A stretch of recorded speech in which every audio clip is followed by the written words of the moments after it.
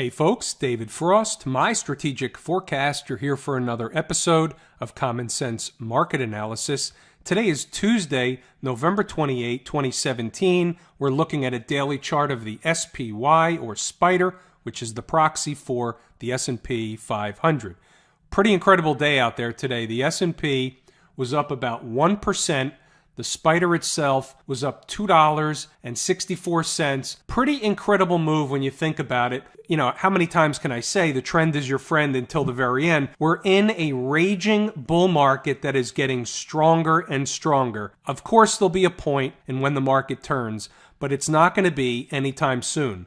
Minor pullbacks along the way like we've gotten all year long. Nothing major, nothing substantial. I don't expect a major pullback or a major correction between now and the end of the year. We may get a few down days here and there, but other than that, the market continues to power forward. Today, the strength was really found in the financials. There's some other stuff on the other side to the coin, and we'll get to that in a minute.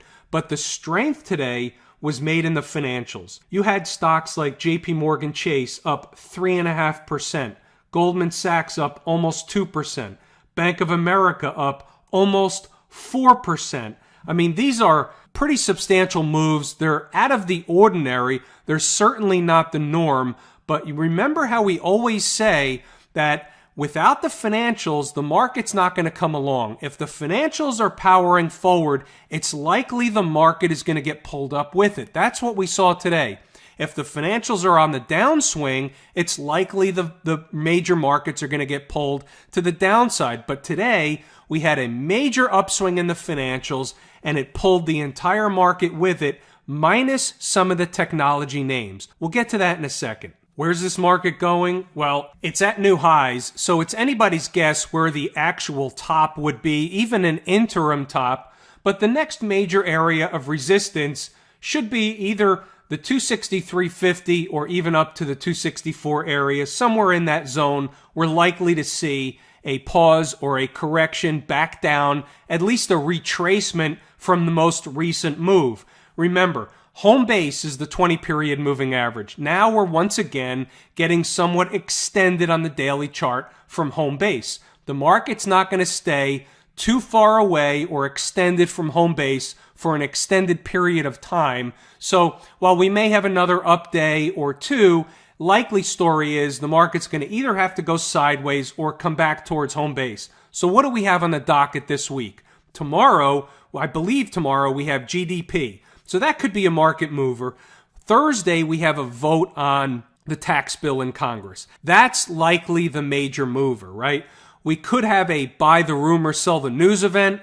We could have a failure of the vote, which is unlikely in my opinion. Not that I know which way a vote's going to go or anything like that. Nothing of the sort. First, they voted on the repeal of Obamacare, and that failed. So they weren't able to handle, or they weren't able to get some kind of a healthcare-related bill passed. So it's my opinion that it's unlikely something like a tax reform bill would go to the floor for a vote without actually having the votes. That would be a catastrophic, it's not catastrophic, but that would be a pretty big failure, if you will, if they actually brought it to the floor and they missed the vote. That just shouldn't happen after what happened in the past this year with the healthcare bills. That being said, we could still have a buy the rumor, sell the news event. That's on Thursday.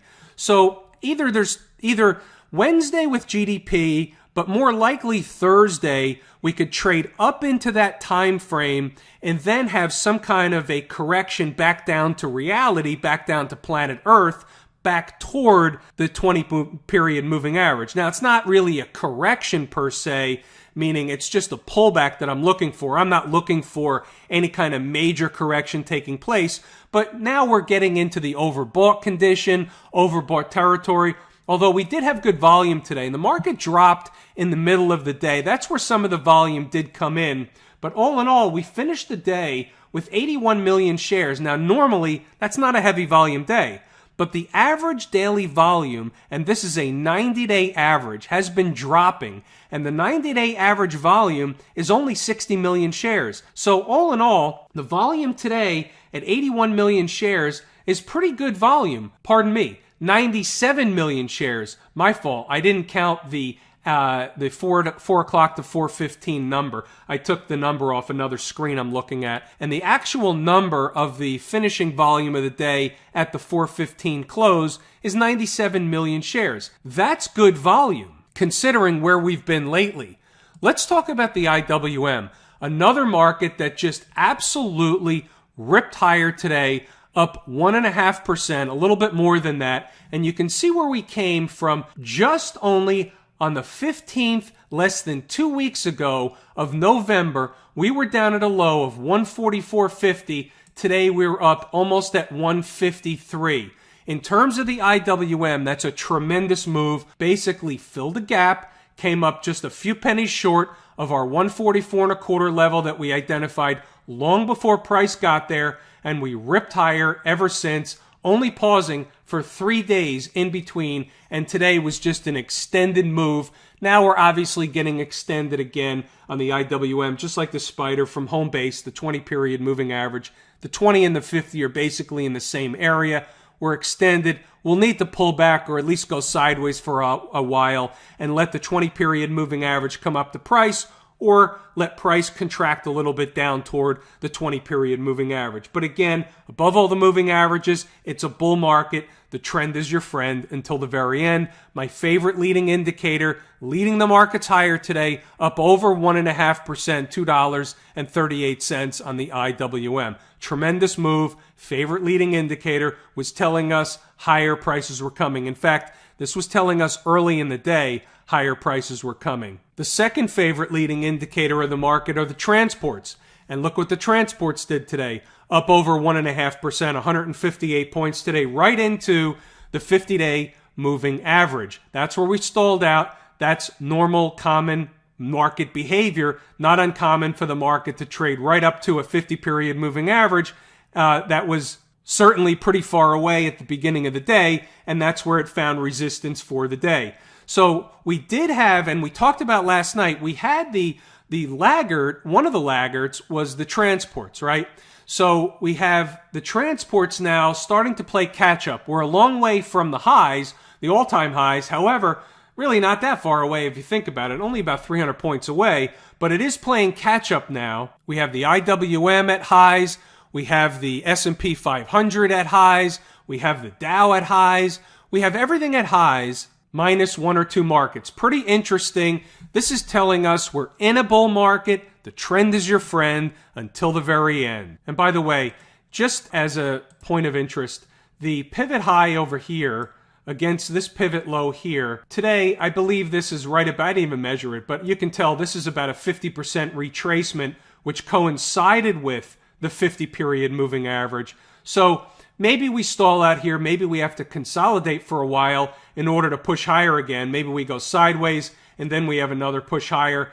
That's possible. Doesn't have to happen. Anything goes in a market like this. Again, we'll see what happens over the next couple of days, whether or not we get a sell the news event with the vote or GDP or both. But likely story is it could be Thursday that we get a sell the news event. If we're trading right up into that vote, you almost have to believe that it's a sell the news event. Buy the rumor, sell the news. We've seen that over and over and over again. I've been doing this a long time. I've seen that in many different forms, many different suits. It happens over and over and over again. Now, the one Lone Ranger today was the unlikely story of the triple Qs or the NASDAQ. This market, while at new highs, right, we're still at all-time highs. I'm not suggesting there's anything wrong with this market, but what I am pointing out is that it was actually a laggard today, only up 0.2%. And the main reason is because the big tech names, the FANG stocks and other names across the board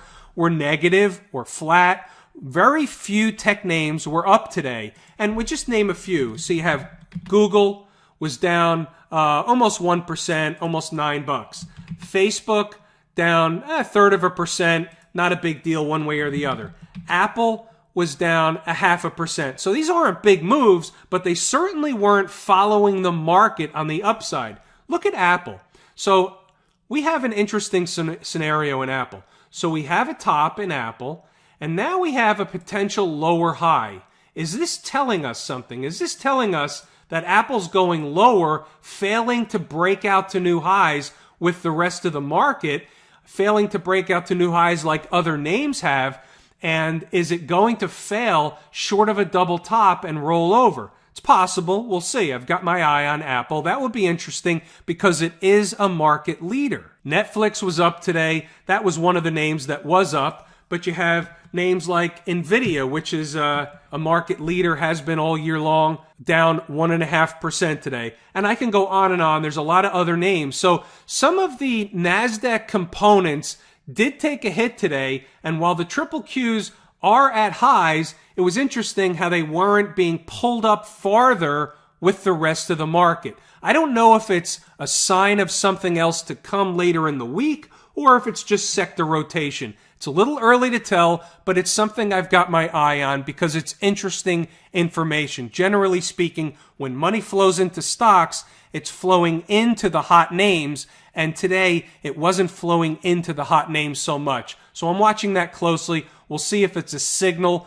or any evidence of something more to come. I'm watching very closely over the next couple of days what happens with the major announcements in GDP, which I don't think is as major as the vote on Thursday. As we switch over to the gold market, I want to make mention of something that developed today. I'm not sure if it's 100% true, but I did see a couple of headlines that had Rocket Man over in North Korea launching a missile into the Sea of Japan, or really into the middle of nowhere. Now, whether or not it's a normal, missile test, whether or not it had any kind of warhead on it, I have no idea.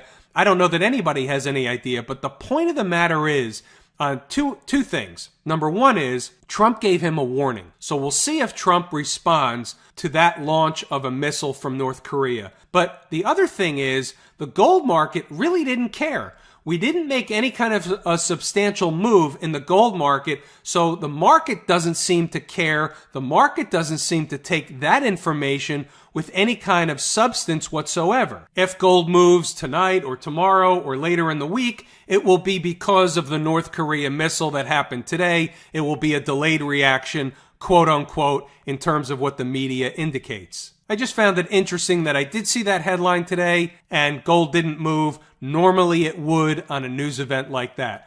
Tells me that gold is weak, tells me gold is having a tough time breaking out. However, nevertheless, we're going to rely on the charts, and until and unless we close above the high of 1299.60, which is this red candle high, which we did not close above yesterday. Yesterday's close was $1 short of that, or even less than $1 short of that, and we're still short of that now. Until and unless we close above this red candle high, then not that the pressure's to the downside, but gold will have a trouble breaking out to the upside, and this bearish pattern is still technically intact, if you want to call it a bearish pattern inside of a bullish pattern. Tough market to read, tough chart to read, any way you look at it, one way or the other. I can make a case there are 3 bearish patterns on this chart that I can look at, and on the other hand, we're above the moving averages, and if we close above that red candle I just pointed out, that's going to promote more upside behavior in the gold market. By the way, here's some irony for you. We've switched over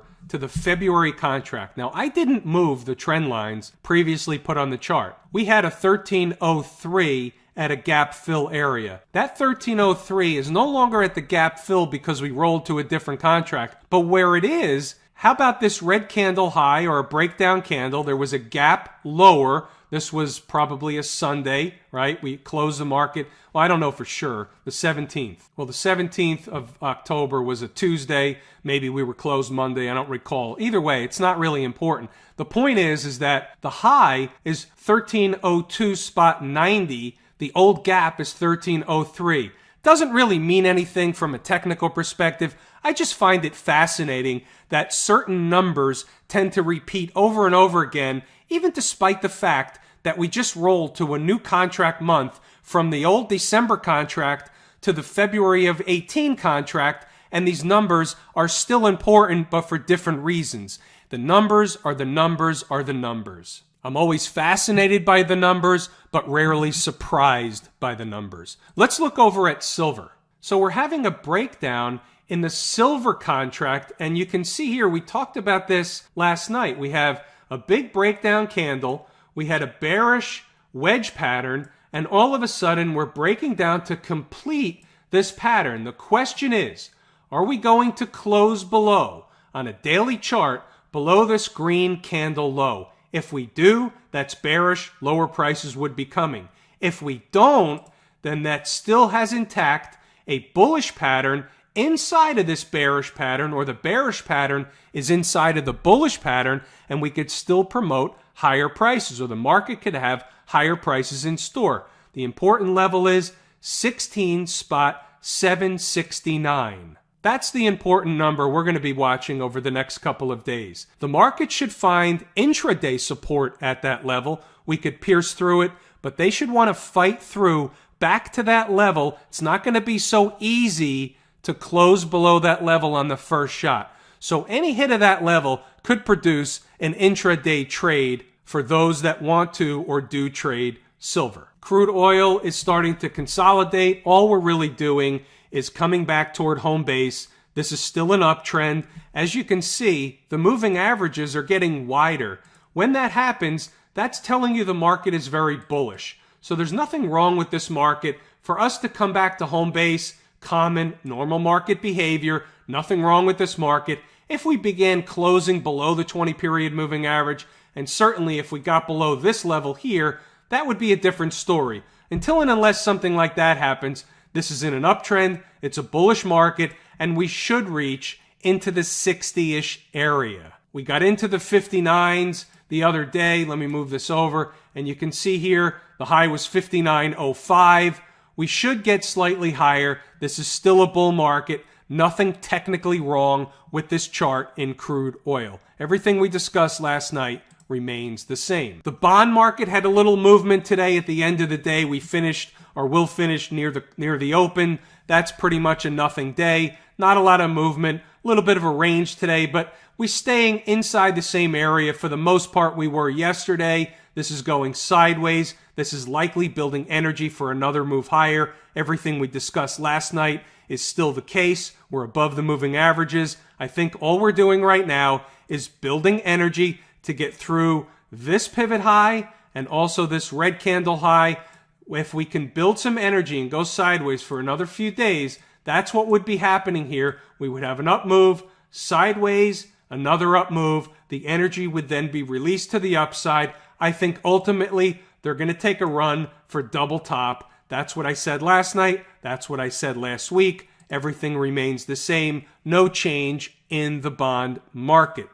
Now, over to the dollar. The dollar traded up into the 100-day moving average, found a little bit of resistance. But again, the question is, was this a normal garden variety retracement in the dollar? And the retracement I'm referring to is a 618 retracement using this pivot low, the pivot high up here, and the other day, or yesterday, pardon me, we came in and touched pretty much spot on a 618 retracement.